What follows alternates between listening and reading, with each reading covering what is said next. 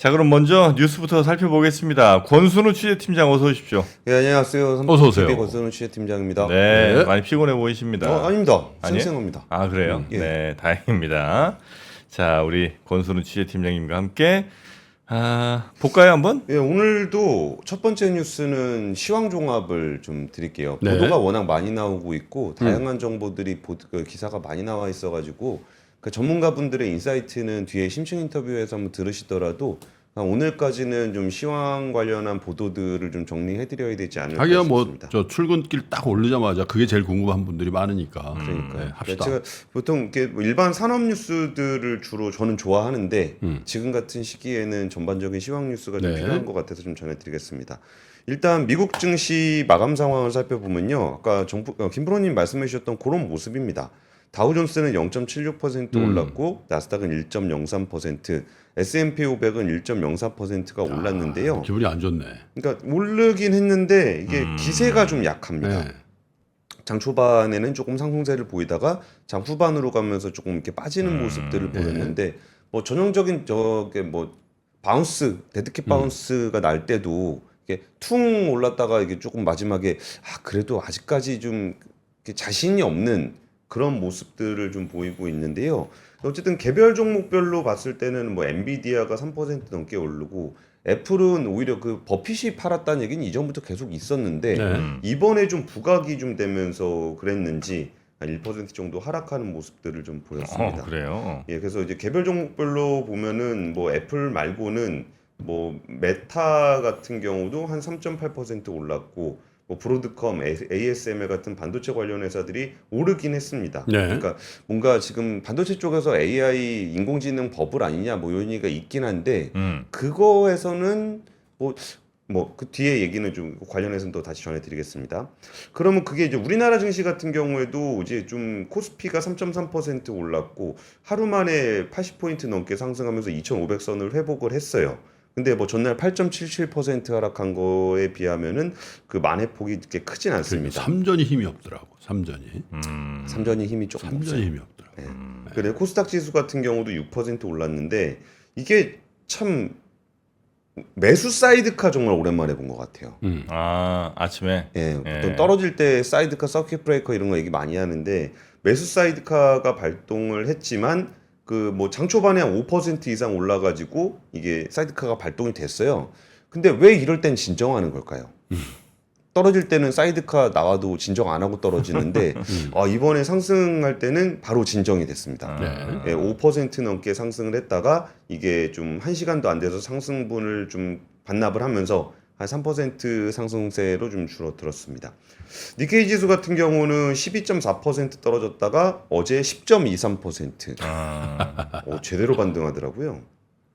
그러니까. 그리고 대만 가권 지수 같은 경우도 3.38% 올랐습니다. 그러니까 의외로 분위기 반전을 했던 거는 뭐 의외는 의외죠. 이번에 폭락을 시켰던 것도 PMI 지수였고 이번에 반전을 시킨 것도 이제 PMI 지수로 보여요. 네. 그러니까 설명은 해요. 네. 그러니까 그 폭락을 시켰던 요인은 그 서비스업 PMI였고 그 이번에는 제조업 PMI. 네. 요번에 서비스업이 좋았죠. 서비스업 PMI가 51.4. 네. 그러니까 50 이상으로 나왔어요. 그러니까 경기가 뭐 제조업은 조금 안 좋을지 모르지만 서비스업은 그렇게 안 좋은 건 아니지 않나? 뭐 이런 얘기들이 좀 나왔습니다. 네. 근데 뭐 사실 이렇게 뭐 서비스업 PMI든 제조업 PMI든 증시를 막 이렇게 들었다 놨다 할 정도의 그런 지표들은 아니잖아요. 그 매달 발표되는 지표고. 그런데 어쨌든 그 이쪽에서 떨어질 때 제조업 PMI가 영향을 많이 미치다 보니까 좀 그 서비스 PMI가 잘 나온 부분들이 시장의 심리를 많이 준 것 같습니다. 근데 전반적으로 이렇게 폭락한 이후에 이렇게 마음이 안정되진 않았던 걸로 보여요. 그렇겠죠. 그러니까 장 초반에는 좀 상승을 하다가 오전에만 하더라도 외국인들이 꽤 사들였었는데 뭐 이 부분은 박병철 기사님 훨씬 더 상세하게 설명을 주실 겁니다. 이게 그 오후 들어서 이제 순매도로 돌아섰고 기관도 순매도로 돌아섰습니다. 오히려 개인 투자자들이 좀 매수를 좀 하고 있는 그런 상황이에요. 그리고 이제 일본 쪽 그 전문가가 블룸버그에서 인터뷰를 했던 얘기는 이번 반등이 시장 조정이 끝났다는 것을 의미하지는 않은 것 같다. 미국의 경제지표 부진이 여전히 세계 증시의 매도세를 심화시킬 수 있을 것 같다. 뭐 이런 얘기들을 일본 전문가들이 하고 있습니다. 일본 네. 증시가 니케이가 12%인가 빠졌잖아요 그날. 예, 예. 그죠? 그게 하루에 그냥 끝나고 그냥 평상시로 회복한다? 그건 잘 그죠? 맞아요. 네, 그렇게 하기는 좀 어려울 것 같기도 하고. 그러면 이제 우리가 확인해 봐야 되는 것은 무엇이 있었는가? 보통 이런 일이 발생을 했을 때는 그러니까 이벤트들이 좀 있었잖아요. 예. 과거에는. 그러면은 그 이벤트, 악재성 이벤트가 어떻게 해소돼 나가는지를 보통 봤었단 말이에요. 네. 근데 지금은 이제 경제 지표와 관련한 이슈였기 때문에 그럼 앞으로 나올 변수들이 뭐가 있을까라고 봤을 때 일단은 미국의 경제 지표 얘기, 그리고 엔캐리 자금의 동향, 그리고 네. 인공지능 거품론이 어떻게 흘러갈 것인가에 대한 얘기를 하는데 그러면 일단은 이제 28일에 엔비디아 2분기 실적 발표가 있습니다. 근데 지금 엔비디아의 악재가 있었던 게 두 가지가 있었죠. 반독점 이슈가 있었고 블랙웰의 결함 문제가 좀 있었어요. 네. 근데 이 부분 관련해서는 저도 좀 취재를 해봤는데 그 블랙웰의 결함 정도 문제보다는 조금 더 안 좋은 것 같아요. 그러니까 B200, 그러니까 블랙웰은 뭐 CPU하고 GPU 다 포함한 그런 건데 이게 굉장히 어려운 기술이라는 말씀을 한번 드렸었어요. 근데 그 부분에 대해서 안정화가 좀 덜 된, 그러니까 블랙웰 이전, 그러니까 블랙웰보다는 조금 기술적 난도가 좀 낮은 수준에서도 기술적 난도가 좀 낮은, 예. 잘 안 되고 있는 것 같아요. 그 부분은 이제 구매자들 관련해서 취재를 좀 해봤었거든요. 예. 근데 사고 싶어도 잘 안 판대요. 제품이 좀 잘 안 나오고 있다라는 얘기들을 좀 하고 있더라고요. 그래서 이런 부분들은 블랙웰만의 문제는 아니지만 그럼 이제 실적으로 엔비디아가 이거를 부식시킬 수 있을 것인가 이게 하나 관전 포인트가 될 것 같고요. 다음 주에 미국의 소매 판매 지표가 나옵니다. 네. 그러니까 이 부분들도 좀 심리에 영향을 좀 줄 것 같고 그리고 이거는 저는 이거 되게 그 보도 안 하고 싶어하는 내용 중에 안 전해드리고 싶은 이유 중에 그 지표인데 그 신규 수당 청구 건수 지표가 있습니다. 실업수당. 예, 실업수당 청구 네. 건수. 이거 매주 나와요. 그러니까 매주 나와가지고 뭐 이거 가지고 뭐 이것 때문에 올랐다 저것 때문에 내렸다라고 설명을 하기에 그 매주 나오는 지표이기 때문에 이거는 그렇게 뭐 주간 단위의 지표를 가지고 뭐 지수가 움직였다라고 설명하는 건 좀 오바라는 생각은 들거든요. 네. 근데 이게 지금은 그 실업률 통계 때문에 워낙 장이 크게 그렇죠. 타격을 받았기 때문에 주간 실업수당 청구 건수도 이번 주에 나오게 되면 영향을 좀 미칠 것 네. 같습니다. 그리고 여기에 정점, 이게 경제 지표의 정점을 이룰 것은 22일부터 열리는 잭슨홀 미팅. 잭슨홀. 예, 요게 좀 그 영향을 좀 미칠 것 같고요. 그리고 이제 엔캐리 트레이드 자금 관련해서는 그 자금의 규모 자체도 영향을 미치겠지만 N달러 환율이 어떻게 움직이느냐. 이게 160엔 갔던 환율이 지금 141엔대까지 떨어져 있었거든요. 네. 근데 자금 동향은 매일매일 정확하게 보기가 좀 어려워요. 그러니까 엔캐리 자금 청산 관련한 부분들을 이렇게 확실하게 볼 수는 없겠지만 N달러 환율이 진정이 어느 정도까지 될 것인가가 오히려 주요하게 봐야 되는 포인트가 미 국채 금리가 될것 조금 같습니다. 떴더라고요. 다행이라고 해야 되나? 어쨌든 엔캐리 청산을 막아주는 건 미 금리가 좀 올라주면 맞아요. 예, 예. 그걸 막아주는 거니까. 예, 예. 그런 다행히 게 어제 좀 올랐더군요. 있었고요. 좀 이제 사실 제일 극단적인 시나리오는 연준의 긴급 금리 인하 가능성이 있거든요. 9월 FOMC가 열리려면 지금부터 6주를 기다려야 돼요. 근데 이게 안 좋은 상황이 이어지게 되면 6주 동안 가만히 있을 수 있겠냐 그래가지고 연준에서 긴급하게 FOMC를 열어서 여기서 이 금리 인하를 할 수도 있는 거 아니냐라는 얘기가 좀 나오고 있는데 그 제레미 시걸 펜실베니아대 와튼 스쿨 교수 이분도 유명하죠. 예, 굉장히 빅마우스 중에 네. 한 분인데 네. 그 CNBC에 출연을 해서 긴급 회의 열어가지고 0.75%포인트 바로 인하해야 된다. 그리고 9월 FOMC에서 0.75%포인트 또 낮춰야 된다. 라고 얘기를 했어요. 1.5를 낮추자고요? 그쵸. 이럴 때 레리 서머스 얘기를 한번 들어봐야 되는데. 그러게 궁금하긴 하네. 제레미 시갈보다는 그 윗단계 아니에요? 아, 그쵸. 무게감이. 무게감도 세고 네? 말도 세죠. 그러니까 시걸보다는 로렌스인데. 우리는 스티븐 시거를 더 세게 생각하는데. 지원 씨가 언더시즈. 예, 뭐 이렇게 손바닥을 타닥탁탁탁 이렇게 치면 다들 정리되니까. 예. 그 제레미 시걸 교수가 이런 주장을 하는 이유의 근거는 뭐냐면은 그 3.5에서 4% 수준으로 낮아져야 된다라는 건데 요게 경제 성장을 촉진하지도 않고 억제하지도 않는 중립금리 수준이라는 거예요. 네. 그러니까 이게 어느 정도 물가가 잡힌 이상 지금 경기가 안 좋아지고 있는데 그걸 억제적으로 갈 필요가 없다. 그러니까 중립금리 수준으로 낮춰야 되는 폭이 그 정도가 되니까 이걸로 빠르게 돌아와야 된다는 얘기를 좀 하고 있어요. 근데 일단 그 굴스비 총재가 너무 걱정하지 말라라고 얘기는 했지만 거기서 또 말을 좀 세게 한 게 뭐가 있냐면 연준의 책무 중에 주식시장을 편안하게 만들어야 된다라는 책무는 없다. 그런 건 없어요 원래. 없죠. 그러니까 전체적인 금융시장의 안정이라는 책무가 있죠. 예. 그죠? 예, 그러니까 금융시장 안정이라는 책무가 있지 네. 주식시장의 평화는 우리의 책무는 아니다. 그러니까 지금 미국 나스닥이나 뭐 S&P가 지금 뭐가 붕괴됐습니까? 그게 안 됐죠. 사실 네? 오른 거에 대비하면 뭐 그죠? 예, 그러면서 그 연준이 지금까지 긴급 금리 인하를 했었던 거는 2008년 리만 파산 직후 그리고 2001년 9.11 테러 2020년 코로나 팬데믹 요때였다는 거예요. 근데 지금 만약에 연준이 긴급 금리 인하를 하기 위해서 FMC를 열면은 오히려 야 미국 경제 다 망했나 보다라는 시그널을 줄 수 있다라는 우려가 좀 그렇죠. 나와요. 그래갖고 이 부분들은 오히려 안 하는 게 낫다라는 얘기가 좀 있고요.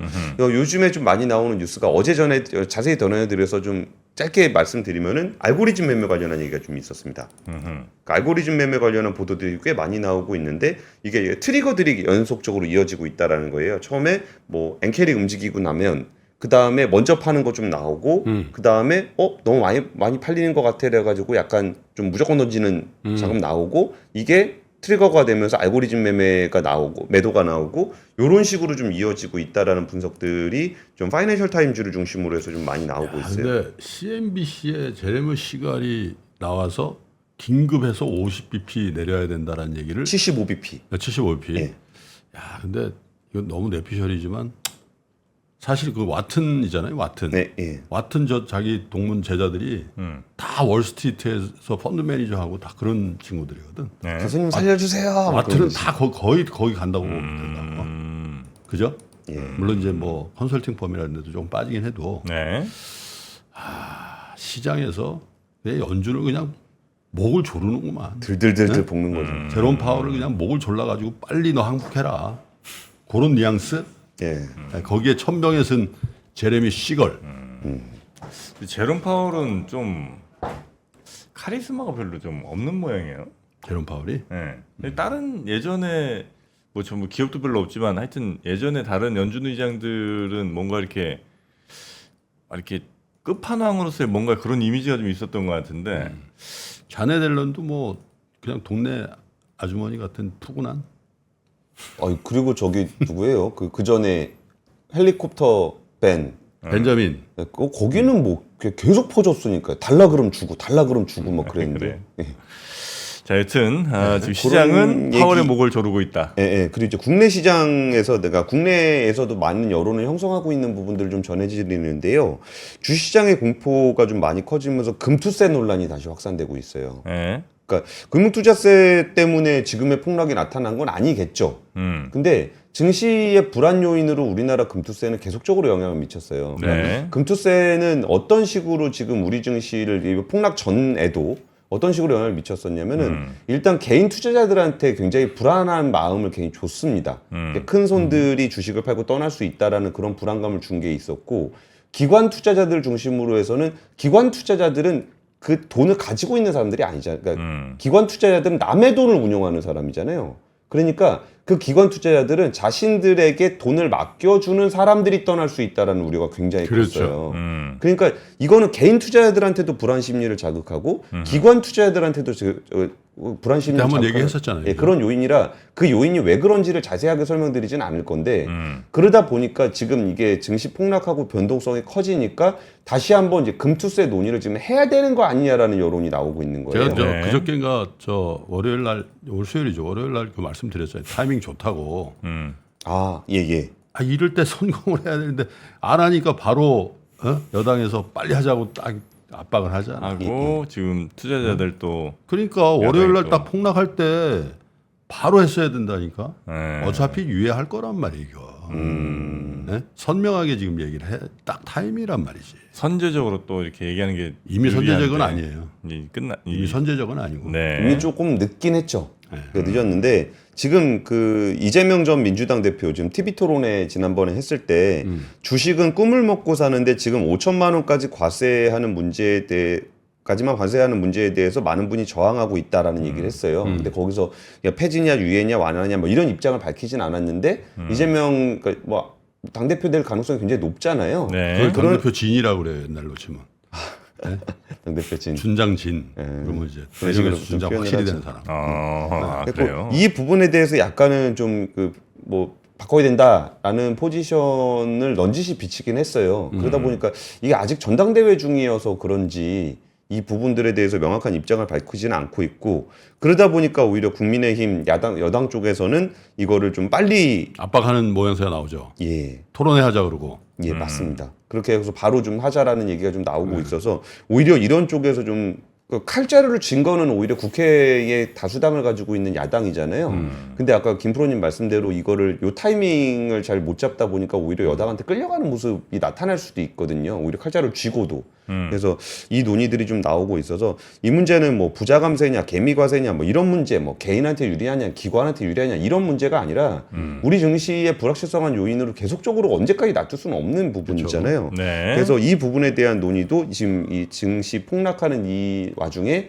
뭐 많은 이야기들이 오가고 있다라는 얘기까지 좀 전해드리겠습니다. 네. 자, 두 번째 뉴스도 가보겠습니다. 두 번째 뉴스는 이제 구글이 반독점 소송에서 패소를 했습니다.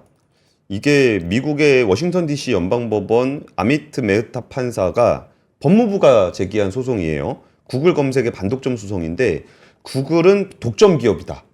그리고 그 지위를 유지하기 위해 노력해왔다라는 얘기를 했습니다. 근데 사실 구글이 어느 정도 뭐 독점 기업이라는 거는 우리가 대부분 인식하고 있잖아요. 그렇죠. 근데 그렇다고 해서 그럼 지금 구글이 뭐 안 하면 이제 와서 누가 포털 사이트 만들어가지고 구글하고 경쟁을 할까? 라는 생각들을 하면서 구글의 독점성에 대해서는 별로 인식하지 않았어요. 그냥 그런가 보다 정도로 그냥 인프라 정도로 생각을 좀 하고 있었는데 네. 이거를 미국 법무부는 반독점을 제기를 했었고 거기에 대해서 사법부는 미국은 독점 기업이다 라고 아예 규정을 해버린 겁니다. 판결을 해버린 겁니다. 그리고 여기에 대해서 어떤 조치를 할 것인지에 대한 이야기는 안 나왔어요.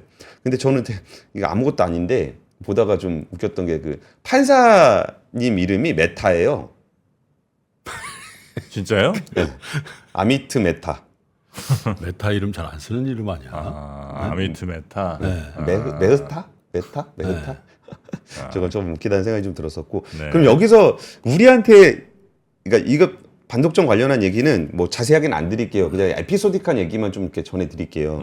이게 구글이 그 반독점으로 걸리면서 또 하나 지적한 게 뭐냐면은 자신들의 독점력을 유지하기 위해서 그 돈을 지불하면서 그 지위를 유지하려 했다. 뭐냐면은 스마트폰이라든지 웹브라우저에 자사의 검색 엔진을 기본으로 탑재하기 위해서 여기서 이제 비용을 지불하는 것을 독점을 불법으로 규정한 셔먼법 2조를 위반한 것이라고 판결을 했어요. 이게 뭐냐면은 네. 우리가 이제 안드로이드라든지 아이폰이라든지 이런 데 보면 거기에 구글 그쵸. 검색 기능이 네. 있잖아요. 그거를 넣을 때 우리는 뭐 사람들 많이 쓰는 거니까 이렇게 넣었다라고 생각하시는 분들이 대부분일 건데 네. 그 돈을 내고 넣은 거예요. 그러니까 그냥 들어가 있는 게 아닙니다. 그러면 우리가 이제 삼성폰 사면은 거기에 이제 뭐 구글 앱들 들어가 있잖아요. 뭐 네. 유튜브 앱도 있고 뭐 크롬도 있고 뭐 포토도 있고 막 있잖아요. 이거 넣기 위해서 삼성한테 돈을 내요. 아, 그래야 되겠지. 당연히 내가 디바이스 만드는 회사인데 그 영업이잖아요, 그 영업. 네이버가 우리한테 100억 준다고 하면 네이버 거 주는 거고 네이버한테 검색 기능 주는 거고 예. 구글이 뭐 150억 준다고 하면 오케이 구글로 가 이렇게 할 수 있는 거잖아요. 그쵸? 그게 근데 독점 근데 거기다 돈을 지불한 부분들을 독점적인 지위를 유지하기 위해서 독점을 불법으로 규정한 셔먼법이 위반했다라는 건데 여기에 지불한 돈이 한 260억 달러니까 거의 한 30조 정도 되는 돈을 줬다라는 거예요. 네. 그래가지고 이제 그럼 앞으로 어떻게 할 것인가에 대한 얘기는 좀 안 하고 있는데 이 부분들에 대해서는 추가 판결이 좀 있을 겁니다. 그러면 이러면은 그러니까 사실 우리가 이제 우리는 근데 사실 구글에 대한 반감이 상대적으로 좀 덜해요. 왜 그러냐면 우리나라에서는 한 50% 정도를 네이버가 점유를 하고 있고 구글이 한 30% 정도를 점유하고 있기 때문에 우리는 구글에 대해서 독점을 느끼는 게 좀 덜하거든요. 그러면 우리 입장에서 저게 어떤 영향을 미칠까라고 잠깐 얕은 수로 좀 생각을 해봤을 때 네. 저 돈 삼성이 받는 돈인데 음. 그게 조금 아쉽다는 생각이 좀 들었어요. 또 앞으로 못 줘요? 그러니까 여기에 영향을 줄 수밖에 없죠. 이거 돈 줘가지고 이거 선탑제하는 근데 거를 미국 법원은 미국 내 독점에 대해서만 해야지 그 글로벌 시장의 독점에 대해서 미국 판사가 그거 야 너 그거 할 필요는 없지. 그런 건 아니죠. 예. 예, 근데 뭔가 여기서 이제 구글이 뭐 돈을 안 주게 되는 그런 상황들이 됐을 때 이쪽에 영향을 줄 수도 있는 거 아니냐라는 걱정들을 하는 거예요. 그리고 또 미국에서 갤럭시 많이 씁니다. 미국에 갤럭시 많이 쓰겠죠. 그렇지. 예, 네. 유럽에서도 깜빡했네요. 많이 쓰고. 깜빡했어요. 네. 아니 그래서 그러면 만약에 구글 말고 그럼 검색이 뭐 있지? 빙. 빙 있죠. 그다음에 또 뭐 있어요? 근데 없습니다. 구글이 91%이기 때문에 네. 그 의미가 좀 별로 없기는 해요. 한국에서는 이제 네이버가 아직까지는 구글보다 또 50% 정도. 높죠. 예, 예. 근데 예전 같으면 난 그런 생각이 드는데 구글이 막 이렇게 시장 점유율을 확장하잖아요. 검색 시장에서. 예. 그러면 약간 이제 국뽕 같은 게 차올라 가지고 야 우리 네이버 지키자 막 이런 얘기가 나올 법도 한데 아예 안 나오더만. 이제는 안 근데 나와. 이게 네이버가 좀 잘못했어. 인심을 좀 잃었어. 네, 인심을 잃었어. 근데 전 세계적으로 봐도 좀 그렇긴 해요. 음. 중국에서는 중국 플랫폼들이 엄청 욕먹고 있고 미국에서는 미국 플랫폼들이 엄청 욕먹고 있고 한국에서는 한국 플랫폼들이 엄청 욕을 먹고 있습니다. 그래요? 근데 자국 플랫폼이 욕을 먹지 않는 나라는 지역은 유럽이 있습니다.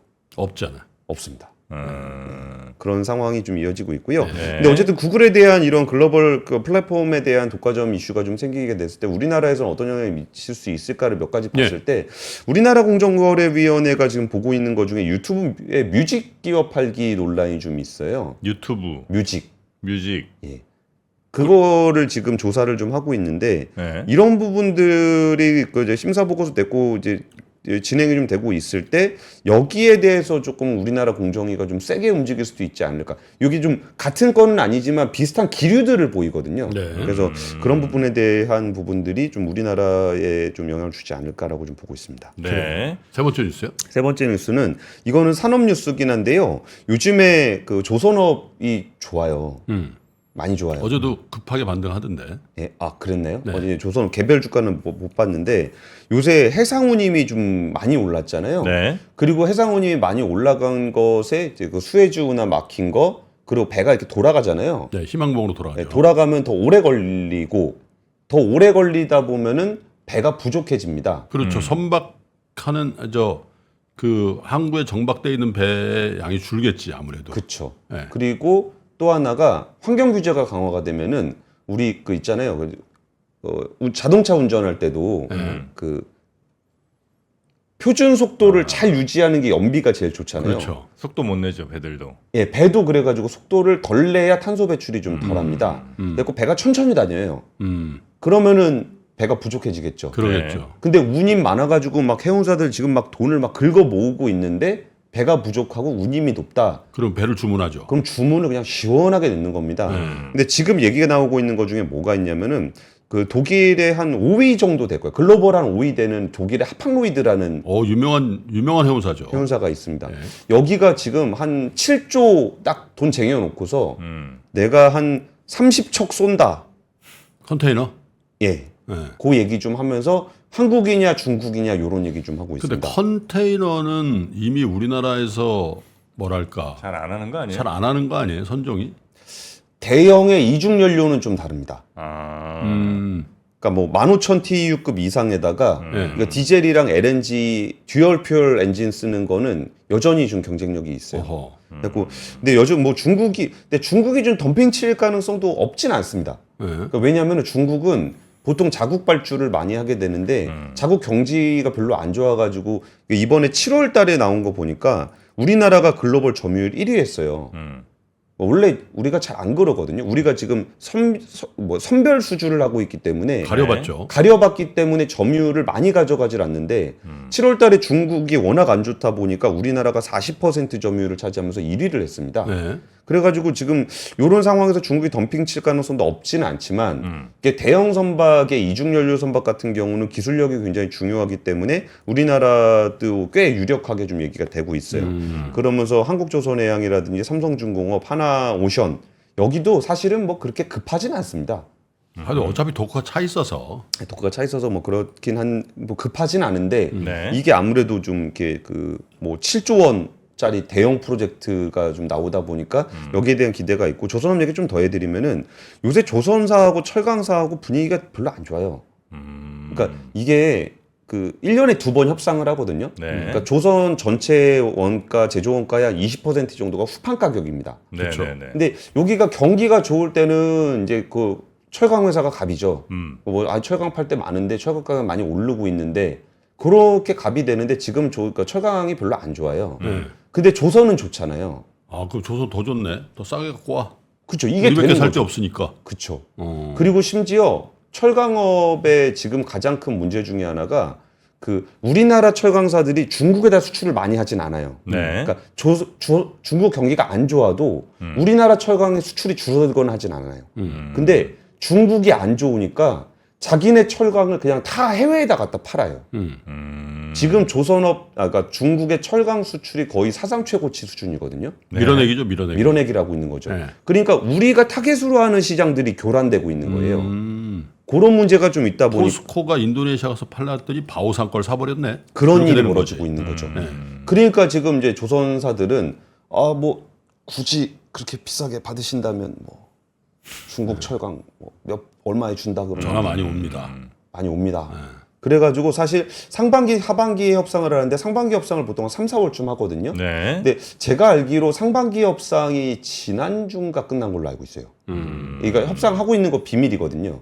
근데 상반기 협상을 지난주에 끝냈다라는 얘기는 줄다리가 굉장히 이어지고 있다라는 거고 그리고 하반기에도 이제 후판 가격 좀 낮추려는 움직임들이 좀 있고요. 시간 다 됐으니까 한 가지 말씀드리면은 인력 문제가 조선업의 발목을 잡고 있거든요. 인력. 그렇죠. 예. 외국인 근로자들. 예, 외국인 근로자들. 근데 요새 조선업 쪽 얘기를 좀 들어보니까 꽤 많이 적응됐다. 이게 조선업 생산성에 생각보다 많은 영향을 미칩니다. 네. 하기야 방글라데시니 이런 분들도 한국 해병대 신교대 이런데 한 3개월 갔다 오시면 적응되지. 그죠? 뭘 보는 거예요? 네? 뭘 보시는 거야? 아 저요? 네. 지금 이제 네. 라이브 방송 중인 여러 또 채널들이지 않습니까? 그것도 모니터링 하시는구나. 네. 그래서 지금 좀 자, 그래서 조선업이 좋다는 거죠. 철강 후판 가격은 조선업이 주도권을 갖고 있고 인력 문제도 적응되고 있다. 철강업에서는 그 얘기하죠. 야, 조선사들 니네 안 좋을 때 우리가 그 전에 철강 가격 많이 깎아줬잖아. 니네 10년 동안 고생 안 했냐. 좀 예정을 좀 생각하자. 뭐 이런 얘기를 하고 있습니다. 묘하게 우리 권 팀장님은 저 철강업체 약간 동조하고 있는 듯한 뉘앙스 근데 같아요.